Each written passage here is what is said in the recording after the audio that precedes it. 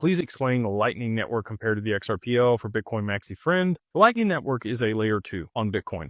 It locks up the Bitcoin. It allows you to exchange value over that network to settle much faster when trading Bitcoin, to be able to then unlock the underlying asset and exchange whatever you're holding on that layer 2 for the underlying asset. Very similar like Polygon or Matic for Ethereum. It's not really scalable, where, the TPS on is still far less than 1500. And in the XRPL, kind of max TPS or transactions per second is limited to about 1,500 transactions per second, which is not scalable for Visa or MasterCard or a lot of the other applications that many people would like XRP to be used for. You're going to need an implicit or explicit subnet on the XRPL, which, Bob Wade just happens to have a patent for, to be able to scale it to the level of throughput that's going to be required for a lot of these institutional applications and markets. So, if you think about MasterCard or Visa, the 30,000 transactions per second, Bitcoin's never going to get to that amount. It's not going to matter what the layer 2 is or how it's put together. It's not built, and it doesn't have the functionality. And that needs to also be on the layer 1. They're not going to want a bandaid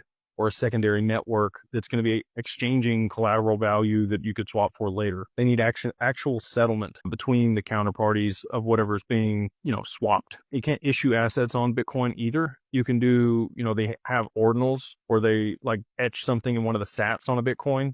That's a crude way of creating an NFT. They've just tried to adapt what's available on that blockchain to the different things that have happened over time. And kudos to the people that have figured that stuff out. Like, it is cool stuff, runes and ordinals and stuff that they have. It's the first mover. It's like the Netscape. Netscape is not Google. It was never going to be Google. MySpace is not Facebook. It was never going to be Facebook. It got to market. It has brand recognition. A lot of people understand, the supply dynamic of Bitcoin and the value proposition that it has, but it's not. And actually, Satoshi's vision was a peer-to-peer payment system that was, frictionless and removed banks or intermediaries. But when they didn't increase the block size and they decided to fork it to Bitcoin Cash and Bitcoin, they really kind of killed Satoshi's original vision for Bitcoin. And since then, they've just, pushed it toward this narrative around digital gold, which fine. Like, I get that. And again, I think a fair market value for Bitcoin is $5,000 or $20,000. Somewhere in that range, I think, is a fair market value. Just, it doesn't have the same value proposition, and it doesn't have the same ability to be able to scale for financial products and markets like the XRPL does with side chains and the subnet that I do believe is going to be imposed on the network.